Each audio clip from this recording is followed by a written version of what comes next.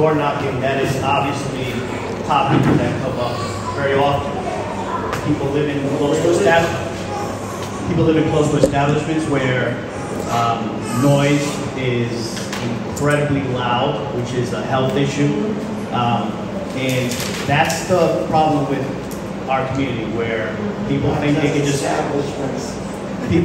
just come into the neighborhood and put in whatever establishment they want, do what they want to do without taking consideration our health. So the police is one of the stakeholders, right?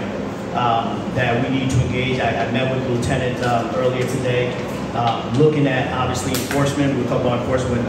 Mr. Catala mentioned that earlier. Neighbors playing the music all times of the night. And I think we need to do a better job at communicating with these neighbors and bringing them to task, including enforcing the current, ordinances that we have, at the table now in terms of fines, etc. And I'm going to use a little bit of my time because April brought a good thing about housing in terms of code enforcement, which is a tool often used for gentrification. And when we think of quality of life, we got to think about how. So Providence is looking at enforcing more of their codes, but there's also going to be an RFP to help some non-profit that would be able to either low interest loans or grants for people of a certain income level, to make sure that people are not being displaced and pushed out of their homes. And that's always very important when outside people come in or things change and all of a sudden there's going to be code enforcement, the paint that was peeling for years all of a sudden becomes a big issue, cracks on the sidewalk, et cetera, et cetera.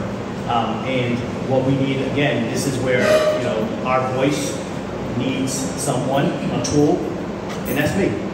The tool to go to City Hall and fight and make sure that we get our proper share of resources to make sure that things like that don't happen. And one last thing I just want to say, deed restrictions. We know one mentioned that. That's very important when you think about home ownership. So when they build affordable housing for people to purchase, very often that comes with a deed restriction. Well, if the deed restriction is 30 years, I don't know how many people live in their home for 30 years. Some people, but it's very few. So, but it's very important that we take that and put it at an amount that's fair.